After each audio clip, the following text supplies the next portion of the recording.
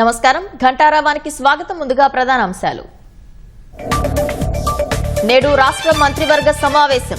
ఉద్యోగుల డిమాండ్లపై చర్చించే అవకాశం.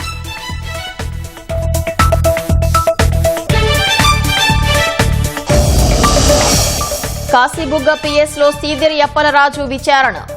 కుమారుడి నేరం కప్పిపుచ్చిన కేసులో అరెస్ట్.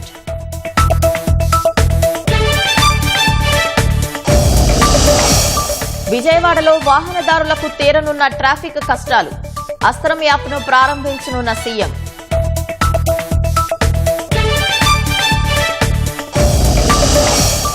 ఢిల్లీలో కొనసాగుతున్న సీజేపీ నిరసనలు. మూడంచెల భద్రతా వలయంలో సెంట్రల్ ఢిల్లీ.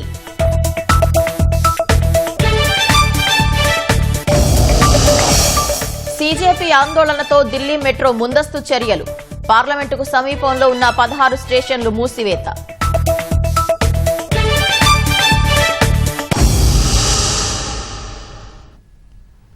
ముఖ్యమంత్రి చంద్రబాబు అధ్యక్షతన సచివాలయంలో ఇవాళ మంత్రివర్గ సమావేశం జరగనుంది.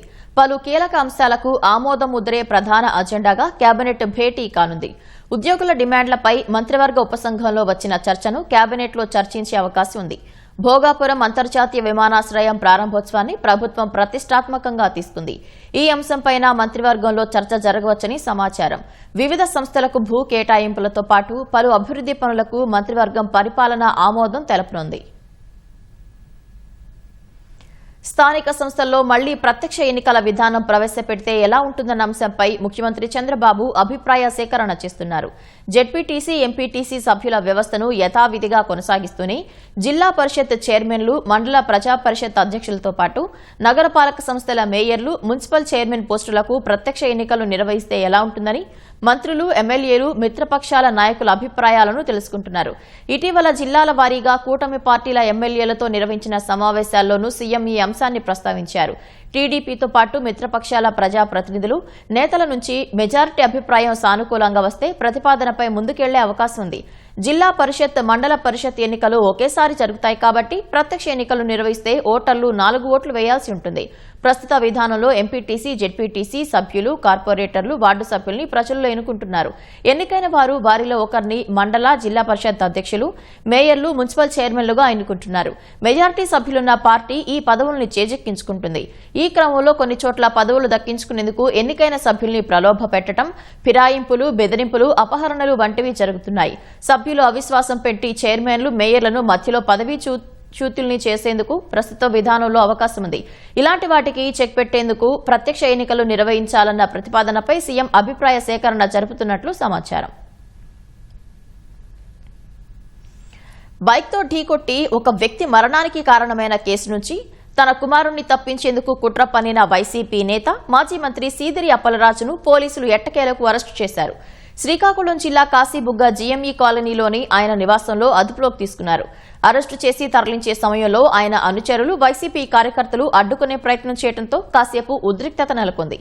సీదిరిని కాశీబుగ్గ స్టేషన్కు తరలించారు. మాజీ మంత్రి, వైసీపీ నేత సీదిరి అప్పలరాజు కుమారుడు ఇటీవల ద్విచక్ర వాహనంతో ఢీకట్టడంతో పలాస కాశీబుగ్గ మున్సిపాలిటీ పరిధి సూదికొండ కాలనీకి చెందిన గొర్రెల కాపరి దానయ్య మృతి చెందారు. ఈ కేసు నుంచి తన కుమారుణ్ణి తప్పించి ఆ నేరంలో మరో కుర్రాన్ని బలి చేసేందుకు అప్పలరాజు కుట్ర పన్నినట్టు పోలీసులు నిర్ధారించారు. ఈ కేసులో ఆయన్ని ఏత్రీగా చేర్చారు. సీదిరిని అరెస్టు చేసేందుకు బుధవారం సాయంత్రం 4 గంటల సమయంలో కాశీబుగ్గ జీఎంఈ కాలనీలోని ఆయన నివాసం వద్ద పెద్ద సంఖ్యలో పోలీసులు మోహరించారు. అరెస్టు చేసేందుకు పోలీసులు వచ్చారన్న సమాచారంతో సాయంత్రం 5 గంటలవుతున్నా అప్పలరాజు తలుపులు తెరవలేదు. ఇంట్లోనే ఉండి న్యాయవాదులు, కుటుంబ సభ్యులతో మంతనాలు జరిపారు. అదనపు SP KV Ramana, Srikakulam DSP Vivekananda తలుపులు కొట్టి పిలిచి లోపలికి వెళ్లారు. అప్పలరాజును అదుపులోకి తీసుకుని బయటకు వచ్చారు. ఆయన్ని పోలీసులు వాహనం ఎక్కించకుండా నిలువరించేందుకు ఆయన అనుచరులు గంటసేపు ప్రయత్నించారు. దీంతో పోలీసులకు, అప్పలరాజు అనుచరులకు మధ్య కొంత తోపులాట జరిగింది.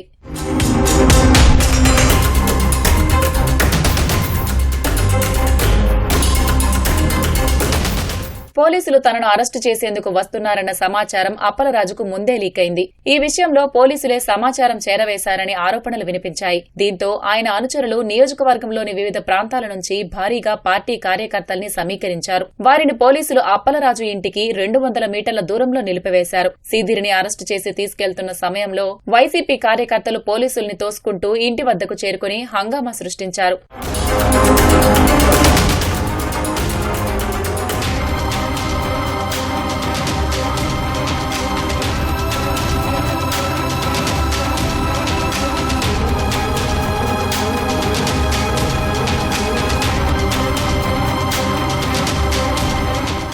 పోలీసుల వాహనంలో రానని, అనుచరుల వాహనంలోనే వస్తానని అప్పలరాజు పట్టుబట్టారు. పోలీసులు ఆయనను వాహనంలో ఎక్కించేందుకు ప్రయత్నిస్తుండగా వైసీపీ కార్యకర్తలు ఒక్కసారిగా ఆయనను భుజాలపైకి ఎత్తుకుని హడావిడి చేశారు. వారి భుజాలపై కూర్చుని అప్పలరాజు పిడికిలి బిగించి సంకేతాలిచ్చారు. కార్యకర్తలు ఆయనను భుజాలపై ఎత్తుకుని కారు వద్దకు తెస్తున్నట్టు నటించి ఒక్కసారిగా ఇంట్లోకి తీసుకెళ్లే ప్రయత్నం చేశారు. అప్రమత్తమైన పోలీసులు ఆయన్ను దించి కారులో ఎక్కించారు.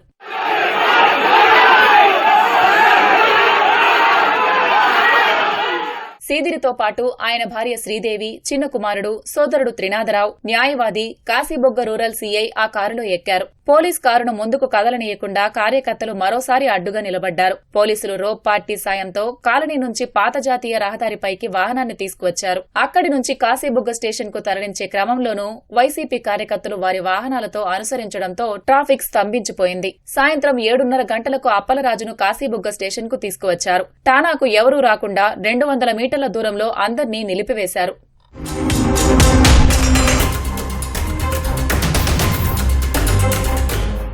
ఈ కేసులో సీదిరి అప్పలరాజు కుమారుడు ఆరవ్కు సంబంధించిన రెగ్యులర్ తాత్కాలిక బెయిల్ పిటిషన్లను సోంపేట 6వ అదనపు జిల్లా judge Kishore Babu bail dismiss చేశారు. మంగళవారం ఇరు వర్గాల వాదనలు విన్న జడ్జి బుధవారం తన నిర్ణయాన్ని వెల్లడిస్తూ బెయిల్ డిస్మిస్ చేస్తున్నట్లు తెలిపారు. సీదిరి అప్పలరాజు ముందస్తు బెయిల్ కోసం వేసిన పిటిషన్పై విచారణ గురువారానికి వాయిదా పడింది. పొగాకు రైతుల గురించి పులివెందుల ఎమ్మెల్యే జగన్ మాట్లాడటం హాస్యాస్పదమని మంత్రి డోలా శ్రీ బాల వీరాంజనేయ స్వామి అన్నారు. వైసీపీ పాలనలో ఏనాడైనా పొగాకు రైతుల సమస్యలు పట్టించుకున్నారా అని ప్రశ్నించారు. కూటమి మంత్రులు, ఎంపీలు ఢిల్లీలో కేంద్ర మంత్రులను కలిసి పొగాకు రైతులకు న్యాయం చేయాలని కోరినట్లు తెలిపారు. సానుకూలంగా స్పందించిన కేంద్రం ఆర్డర్లు లేకపోయినా రైతుల నుంచి పొగాకు మొత్తం కొనాలని ఆదేశించినట్లు వెల్లడించారు. పొగాకు గిట్టుబాటు ధర కల్పించి రైతులకు అండగా నిలుస్తామని డోలా స్పష్టం చేశారు. పులివెందుల ఎమ్మెల్యే పొగాకు రైతుల కష్టాల్లో ఉంటే ఈ ప్రభుత్వం నిద్రపోతా ఉంది, ఈ ప్రభుత్వంకి రైతుల కష్టాలు తెలియదని మాట్లాడడం చాలా హాస్యాస్పదం. ఎక్కడ ఏ రైతు కష్టాల్లో ఉన్నా ఆ రైతుల్ని ఆదుకున్నట్టుగా మా ప్రభుత్వం ఢిల్లీ పోయి అక్కడ ఉన్నటువంటి వాణిజ్య శాఖ మంత్రితోటి, ఆర్థిక శాఖ మంత్రితోటి మాట్లాడి ఈ విషయాలు పొగాకు రైతులకు ఉన్న పొగాకు మొత్తం కొనుగోలు చేయాలని, అదేవిధంగా గిట్టుబాటు ధర కనిపించి రైతుల్ని ఆదుకోవాలి, అవసరం అయితే వైబిలిటీ గ్యాప్ ఫండ్ ఇచ్చి వాళ్ళు ఆదుకోవాలని చెప్పడం జరిగింది. వారు కూడా సానుకూలంగా స్పందన వ్యక్తపరిచారు. ఆర్డర్స్ లేకపోయినా కొనుగోలు చేసి గోడౌన్ లో స్టాక్ పెట్టుకునైనా కానీ రైతుల దగ్గర ఉన్న పొగాకు మొత్తం కొనుగోలు చేయాలని చెప్పి ఆదేశాలు ఇవ్వడం కూడా జరిగింది. త్వరలోనే రైతులకి మంచి స్థితి కలిగించేదానికి కేంద్ర రాష్ట్ర ప్రభుత్వాలు కృషి చేస్తా ఉన్నాయి. ఇలాంటి లేనిపోయిన ఆరోపణలు చేస్తూ ప్రజల్ని రెచ్చగొట్టే విధంగా చేయొద్దు, అందులో రైతులతోటి చెలగాటమాడొద్దు, రైతులతో ఇలాంటి పనులు చేయొద్దని చెప్పేసి మాజీ ముఖ్యమంత్రికి విజ్ఞప్తి చేస్తా ఉన్నాను. మాజీ స్పీకర్ తమ్మినేని సీతారాంపై వెలుగులోకి వచ్చిన భూ కబ్జా, నకిలీ పత్రాలు, భూ వివాదాల ఆరోపణలు ప్రజల్లో తీవ్ర చర్చకు దారితీశాయని ఎమ్మెల్యే మామిడి గోవిందరావు అన్నారు. ఈ వ్యవహారంలో వచ్చిన ఆరోపణలపై దర్యాప్తు సంస్థలు నిష్పక్షపాతంగా, పారదర్శకంగా విచారణ జరిపి నిజానిజాలను వెలుగులోకి తీసుకురావాలని కోరారు. గత వైసీపీ ప్రభుత్వ హయాంలో చోటు చేసుకున్న భూ వివాదాలన్నింటినీ ప్రభుత్వం తీవ్రంగా పరిగణిస్తోందని చెప్పారు. బాధితులకు న్యాయం చేయడమే కూటమి ప్రభుత్వ లక్ష్యమని స్పష్టం చేశారు. తమ్మినేని సీతారాం గారు 2019-2024 మధ్యలో ఆయన గౌరవమైన స్పీకర్ పదవిలో ఉండి తప్పుడు ధృవపత్రాలతో తన కొడుకు పేరు మీద శ్రీకాకుళం మున్సిపాలిటీలో శాపారం పంచాయతీలో ఉన్న 4 కోట్ల విలువైన భూమిని తన కొడుకు పేరు మీద రిజిస్టర్ చేయడము వైసీపీ వాళ్ళ తాలూకా భూదాహానికి ఇది ఒక నిదర్శనం. రీసర్వే అనే పేరుతో పేదవాళ్ళ తాలూకు భూములు కొట్టి ఎంతో మంది భూములు దోసుకోవడం అనేది వైసీపీ పార్టీకి చెందింది. అదేవిధంగా బతికున్న వ్యక్తి అందవరపు గోవిందరాజు అయిన బతికున్న వ్యక్తి శ్రీకాకుళం మున్సిపాలిటీలో ఉన్న వ్యక్తిని ఆయన చనిపోయినట్టు తప్పుడు పత్రాలు చూపించి ఆమె వారసురాలని చెప్పి ఒరిస్సా నుంచి తెచ్చిన క్రిమినల్ చరిత్ర ఉన్న ఒక ఆమెను తెచ్చి పత్రాలు సృష్టించి వాళ్ళ అబ్బాయి పేరు మీద 4 కోట్ల విలువైన 922 గజాల ఆస్తిని రిజిస్ట్రేషన్ చేయడం అనేది జరిగింది.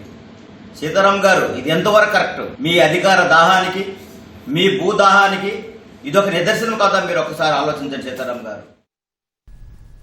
విదేశీ ఉద్యోగాల పేరిట కోట్లలో మోసం 2 కన్సల్టెన్సీ నిర్వాహకులను విజయవాడ అజిత్ సింగ్ నగర్ పోలీసులు అరెస్ట్ చేశారు. నిరుద్యోగులను నమ్మించి కోట్ల రూపాయల వసూళ్లకు పాల్పడిన ఫ్లయింగ్ బోర్డర్స్ కన్సల్టెన్సీ నిర్వాహకులు ముసునూరి సౌజన్య, ముసునూరి శ్రీనివాసులను పోలీసులు అరెస్టు చేశారు. నిరుద్యోగి షేక్ సల్మాన్ ఇచ్చిన ఫిర్యాదుతో ఈ వ్యవహారం వెలుగులోకి వచ్చింది. నెదర్లాండ్స్, ఐర్లాండ్స్, లక్సెంబర్గ్ వంటి దేశాలలో ఉద్యోగాలంటూ నిందితులు ఒక్కొక్కరి నుంచి 8 లక్షల రూపాయల నుంచి 13 లక్షల వరకు వసూలు చేశారని పోలీసులు తెలిపారు. ఈ కేసులో భాగస్వాములైన మరికొందరి కోసం లోతైన దర్యాప్తు కొనసాగుతోందని వెల్లడించారు. ఫ్లయింగ్ బోర్డర్స్ కన్సల్టెన్సీ అనే సంస్థని 2023 సంవత్సరంలో స్టార్ట్ చేశారు. ఇక్కడ మనకి విజయవాడ, మాచవరం, అలాగా హైదరాబాద్, విశాఖపట్నంలో కూడా వీళ్ళకి బ్రాంచెస్ ఉన్నాయి. ఇద్దరి మీద ఇప్పటి వరకు 8 కేసులు రిజిస్టర్ చేయడం జరిగింది. మన అజిత్ సింగ్ నగర్ది 9th కేసు. దీంట్లో ఇప్పటి వరకు విజయవాడలో 700 మంది ఈ బాధితులని గుర్తించడం జరిగింది. అలాగే సుమారు వీళ్ళు 11 crores వరకు వసూలు చేసినట్లు మనకి దర్యాప్తులో తెలిసింది. అలాగే విశాఖపట్నంలో 130 మెంబర్స్ని ఐడెంటిఫై చేయడం జరిగింది. వాళ్ళ నుంచి 2.2 crores వసూలు చేసినట్లు మనం గుర్తించడం జరిగింది. అలాగే హైదరాబాద్ కార్యాలయాన్ని 2400 మంది పైగా సందర్శించినట్లు తేలింది. అక్కడ బాధితుల సంఖ్య మరియు వసూలు చేసిన మొత్తంపై ఇంకా దర్యాప్తు ఈ 2 కేసుల్లో కూడా కొనసాగుతుంది. ముద్దాయిలు ఈ నిరుద్యోగుల దగ్గర నుంచి ఎంత మొత్తాన్ని వసూలు చేసిందనేది విషయం ఇంకా పూర్తిగా నిర్ధారణ కావాల్సి ఉంది. ఇందులో ఈ కేసులో భాగస్వామ్యులైన ఎవరిని కూడా వదిలిపెట్టేది లేదు. తూర్పుగోదావరి జిల్లా దేవరపల్లి గ్రీన్ఫీల్డ్ హైవే సమీపంలోని దుకాణాల్లో తెల్లవారుజామున అగ్ని ప్రమాదం జరిగింది. షార్ట్ సర్క్యూట్ కారణంగా మంటలు ఎగిసిపడ్డాయి. మంటల ధాటికి 2 గ్యాస్ సిలిండర్లు పేలాయి. 3 షాపులు దగ్ధమయ్యాయి. అగ్ని ప్రమాదం ధాటికి షాపుల్లో సామాగ్రి తగలబడి భారీ నష్టం వాటిల్లిందని బాధితులు ఆవేదన వ్యక్తం చేశారు. కొవ్వూరు అగ్నిమాపక సిబ్బంది మంటలను అదుపు చేశారు.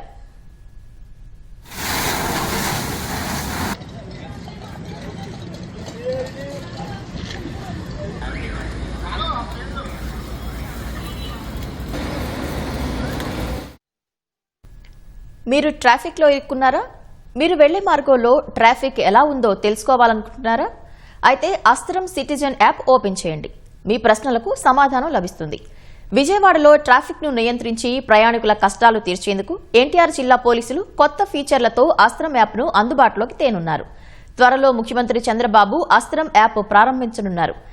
యాప్లో మహిళల భద్రతతో పాటు 13 రకాల సేవలను అందిస్తున్నామని చెబుతున్న విజయవాడ ట్రాఫిక్ ఏసీపీ శ్రీవేదతో మా ప్రతినిధి జయప్రకాష్ ముఖాముఖి.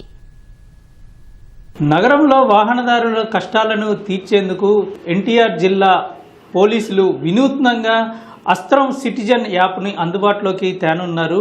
అసలు ఇందులో ఎన్ని రకాల సేవలు అందుతాయి, ఎటువంటి సేవలు భవిష్యత్తులో రానున్నాయి, ఈ వివరాలన్నీ తెలిపేందుకు మనతోటి ఏసీపీ ట్రాఫిక్ డాక్టర్ శ్రీవేద ఉన్నారు. వారిని అడిగి పూర్తి వివరాలు తెలుసుకుందాం. చెప్పండి మేడం, ఈ అస్త్రం సిటిజన్ యాప్లో ఎన్ని రకాల సర్వీసులు వాహనదారులకు అందివ్వబోతున్నారు, ఎలా ఉండబోతుంది? అస్త్రం సిటిజన్ యాప్ అన్నది నగర పోలీస్ కమిషనర్ సిపి రాజశేఖర్ బాబు సార్ ఆధ్వర్యంలో ఒకటి మనము డెవలప్ చేయడం జరిగిందండి. ఈ సిటిజన్ యాప్ ప్రతి సిటిజన్ డౌన్లోడ్ చేసుకున్న తర్వాత వాళ్ళ లాగిన్ నంబర్ తోటి ఒక ఓటీపీ వస్తుంది. అది ఎంటర్ చేసిన తర్వాత ప్రతి సిటిజన్కి 13 టైప్స్ ఆఫ్ సర్వీసెస్ మనం ప్రొవైడ్ చేయడం జరుగుతుందండి. ఇది మెయిన్గా focusing on women and child safety, ట్రాఫిక్లో కంజెషన్ తగ్గించడం, అలాగే మనం ఎందుకు స్టక్ అయి ఉన్నాము అన్న వివరాలు సిటిజన్కి తెలియడం, ప్లస్ వాళ్ళ రూట్స్ని వాళ్ళు డిజైన్ చేసుకోగలడము, అలాగే వాళ్ళు ఎక్కడికన్నా వెళ్ళినా పార్కింగ్ ఎక్కడ పార్కింగ్ చేసుకోవాలి అన్న డిఫరెంట్ సర్వీసెస్ మనము ప్రొవైడ్ చేయడం జరుగుతుందండి ఈ అస్త్రం సిటిజన్ యాప్లో. అంటే సాధారణంగా ఎక్కడైనా సరే జంక్షన్ వద్ద స్ట్రక్ అయిపోయినప్పుడు వాహనదారులు అసలు ఏం జరిగిందో తెలియకుండానే ఇబ్బంది పడుతూ ఉంటారు. ఏం జరిగిందో తెలుసుకోవాలంటే ఈ యాప్ ఎలాగ ఉపయోగపడుతుంది, ఏ విధంగా దాన్ని యాప్లో చూడవచ్చు? ఈ యాప్ని ఓపెన్ చేశాక మనకి కింద వై యామ్ ఐ స్టక్ అన్నది కనిపిస్తుంది. అంటే ఇప్పుడు ఒక సిటిజన్ వెళ్తూ ఉన్నారు, మధ్యలో ఆగిపోయారు అన్నప్పుడు ఎందుకు, రీజన్ ఫర్ స్టక్, లేకపోతే ఏదైనా ఈవెంట్స్ ఉన్నాయా, ప్రొసెషన్ ఉందా, ర్యాలీస్ ఉన్నాయా, అది వాళ్ళకి తెలుస్తుందన్నమాట. ఇప్పుడు దీంతోపాటు మహిళలు సురక్షితంగా తమ గమ్యస్థానాలకు చేరాలంటే పోలీసులు ఎటువంటి సేవలు వాళ్ళకి ఇస్తూ ఉన్నారు? ఆ ట్రావెలింగ్కి సంబంధించి ఏ విధంగా మీరు మానిటరింగ్ చేస్తూ ఉన్నారు? ఉమెన్ అండ్ సేఫ్టీ మెషర్గా ట్రాక్ మై ఆటో అన్నది మనము ఇంట్రడ్యూస్ చేశాము. ఇది ఓపెన్ చేస్తే ప్రతి ఆటోకి మనకి ఎన్టీఆర్ పోలీస్ కమిషనరేట్లో చూసుకుంటే ఒక ఆటోకి క్యూఆర్ స్కాన్ కోడ్ అన్నది ఉందన్నమాట. ఆ క్యూఆర్ కోడ్ని ఆటో ఎక్కిన తర్వాత మహిళ స్కాన్ చేసుకుంటే ఆ driver details plus auto details అన్నవి వాళ్ళు వాళ్ళ ట్రిప్ని వాళ్ళ ఫ్రెండ్స్ తోటన్నా రిలేటివ్స్ తోటన్నా షేర్ చేసుకునే ఆప్షన్ కూడా ఉంటుంది. ఈ ట్రాక్ అంతా కంప్లీట్ అయ్యేంత వరకు మన విజయవాడ పోలీస్ కమిషనరేట్ రైడ్ని ట్రాక్ చేస్తూ ఉంటారు. ఒకవేళ ట్రాక్ మధ్యలో వాళ్ళకి ఏమైనా సస్పిషన్ అని అనిపిస్తే ఇమీడియట్లీ 112 కాల్ చేసే ఆప్షన్ కూడా మనకు ఉంది. అలర్ట్ మనకి వస్తుందన్నమాట. అయితే నగర పరిధిలో బ్లాక్ స్పాట్స్ చాలా ఉన్నాయి. వాటికి తెలియకుండానే నగరవాసులు వాహనాల్లో వెళ్ళేటప్పుడు యాక్సిడెంట్లకి గురి కావటం జరుగుతూ ఉంటుంది. దానికి సంబంధించి ప్రజల్ని అలర్ట్ చేసేందుకు ఈ యాప్ ద్వారా ఏ విధంగా చేస్తూ ఉన్నారు? బ్లాక్ స్పాట్ అన్న ఆప్షన్ సర్వీసెస్ ఇస్తున్నాము. ఒక సిటిజన్ రోడ్డు మీద వెళ్తున్నప్పుడు బ్లాక్ స్పాట్ అన్నది 500 మీటర్ స్ట్రెచ్ అనమాట. ఆ స్ట్రెచ్లోకి ఎంటర్ అవుతూనే voice alert as well message alert ఆ సిటిజన్ ఫోన్కి వస్తుంది. లాక్ స్క్రీన్లో ఉండి ఫోన్ పక్కనున్నా సరే ఆటోమేటిక్గా voice alert you are approaching an accident prone zone అని ఒక అలర్ట్ రావడంతో జాగ్రత్తగా వెళ్ళడం చేయడం వల్ల చాలా యాక్సిడెంట్స్ ప్రివెంటివ్గా ఆస్పెక్ట్గా కూడా దీంట్లో ఉందండి. అంటే నగరంలో ప్రధానమైనటువంటి సమస్య ట్రాఫిక్తో పాటుగా పార్కింగ్ సమస్య అనేది చాలా వరకు ఉంది. వాటికి ఎటువంటి సేవలు మీరు ఈ యాప్ ద్వారా అందిస్తూ ఉన్నారు? ఫైండ్ మై పార్కింగ్ అన్న ఆప్షన్ మన అస్త్రం సిటిజన్ యాప్లో ఉంటుంది. ఫ్రీ పార్కింగ్, పెయిడ్ పార్కింగ్స్ ఏ ప్లేస్లో ఉంది అన్నది కూడా వాళ్ళకి మన సిటిజన్స్కి తెలుస్తుంది. లైక్ ఫర్ ఎగ్జాంపుల్ మీరు ఇక్కడ చూస్తుంటే పున్నమ్మి ఘాట్ పార్కింగ్ ఎక్కడ ఉంది, జింకానా గ్రౌండ్, సోమా గ్రౌండ్, ఇలా డిఫరెంట్ ప్లేసెస్లో పార్కింగ్ ఎక్కడెక్కడ ఉంది అన్నది సిటిజన్కి ఐడియా ఉంటుందండి. దాన్ని బట్టి వాళ్ళు పార్కింగ్ చేసుకొని ట్రాఫిక్ ప్రాబ్లమ్స్ మనం రెడ్యూస్ చేయగలుగుతున్నామండి. అంటే సాధారణంగా ట్రాఫిక్లో కొన్నిసార్లు ఈ అంబులెన్సులు చిక్కుకుంటూ ఉంటాయి. ఒక్కొక్కసారి డోనర్స్ ఎవరైతే అవయవదానం చేసే సమయంలో వాళ్ళకి గ్రీన్ ఛానల్ ఏర్పాటు చేయాల్సిన అవసరం ఉంటుంది. వాటికి సంబంధించి కొన్ని రోజులు ముందుగానే అప్లికేషన్ చేసుకోవాల్సిన అవసరం ఉంటుంది.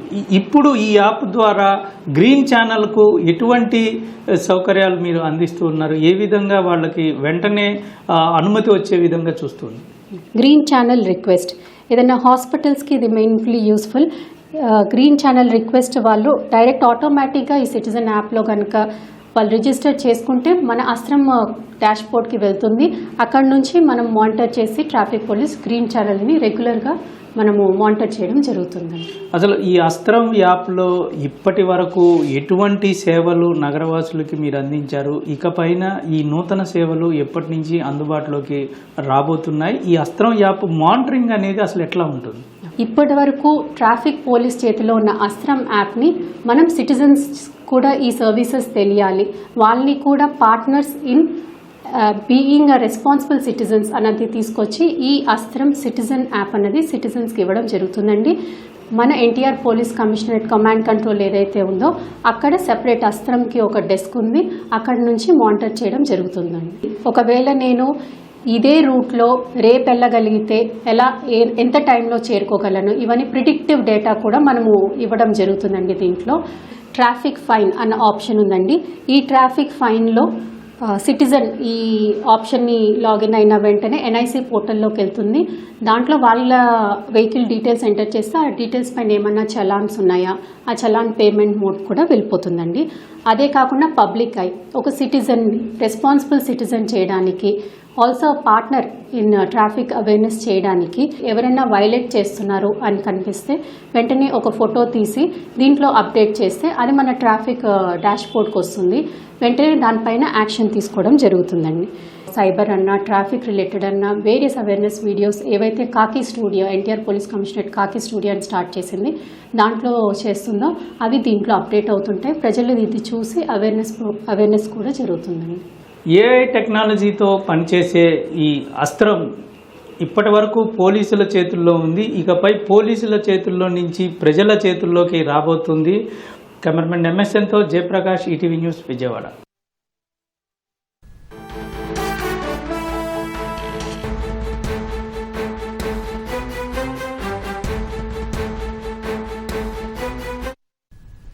తాజాంశాన్ని చూస్తున్నాం. నీట్ పేపర్ లీక్ వ్యవహారంపై ఎక్స్ వేదికగా ప్రధాని మోదీ స్పందించారు.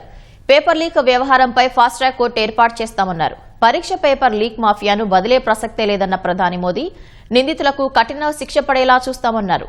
దోషులను వదిలేది లేదంటూ ఎక్స్ వేదికగా స్పష్టం చేశారు. ఇక ఇదే అంశానికి ఢిల్లీలోని జంతర్ మంతర్ వద్ద తాజా పరిస్థితిని మా ప్రతినిధి అరుణ్ అడిగి తెలుసుకుందాం. అరుణ్, చెప్పండి. ప్రధాని నరేంద్ర మోదీ కొద్దిసేపటి క్రితం ఒక ట్వీట్ చేశారు. ఎక్స్ వేదిక్ గా చేసినటువంటి ట్వీట్ లో ఆయన కీలకమైనటువంటి అంశాలను వెల్లడించారు. ఆయన చేసిన ట్వీట్ ప్రకారం చూసుకుంటే nothing is more important than welfare and future of youth.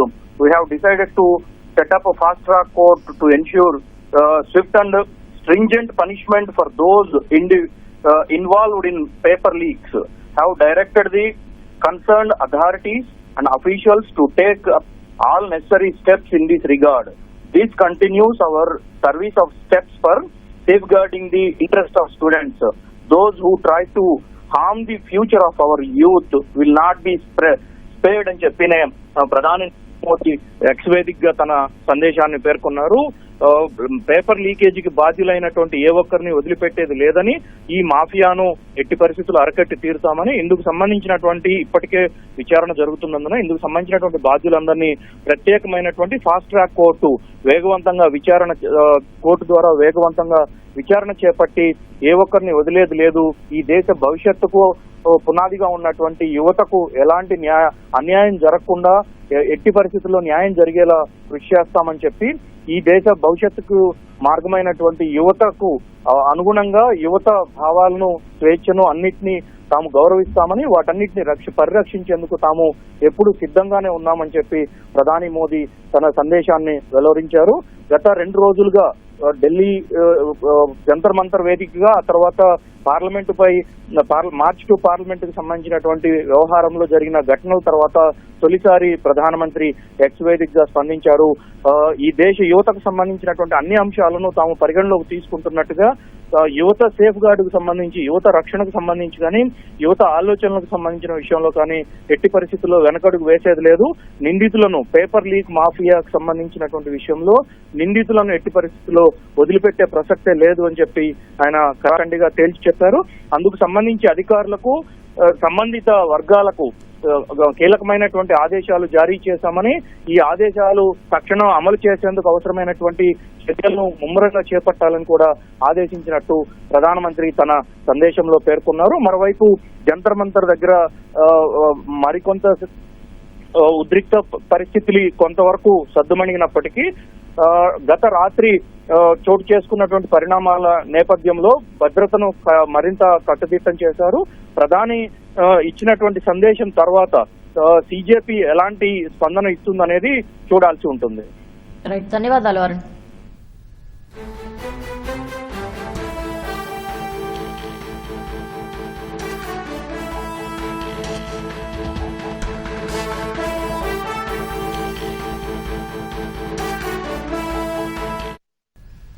Neat paper leak వ్యవహారంపై ప్రధాని నరేంద్ర మోదీ ఎక్స్ వేదికగా తీవ్ర స్థాయిలో స్పందించారు. విద్యార్థుల భవిష్యత్ కంటే తమకు ఏదీ ముఖ్యం కాదని, యువత భవిష్యత్తుకే తమ తొలి ప్రాధాన్యమని ఆయన స్పష్టం చేశారు. ఈ ఘటనల్లో నిందితులకు కఠిన శిక్షలు పడేలా చూసేందుకు ఫాస్ట్ ట్రాక్ కోర్టులను ఏర్పాటు చేయనున్నట్లు ప్రధాని ప్రకటించారు. యువత భవిష్యత్తుతో ఆడుకుంటూ వారికి హాని చేస్తున్న పేపర్ లీక్ మాఫియాను దోషులను విడిచిపెట్టే ప్రసక్తే లేదని హెచ్చరించారు. యువత భవిష్యత్తుతో తాము ఎలాంటి రాజీ పడేది లేదని, అక్రమార్కులకు కఠిన శిక్ష పడేలా చూస్తామని మోదీ విద్యార్థులకు భరోసా ఇచ్చారు.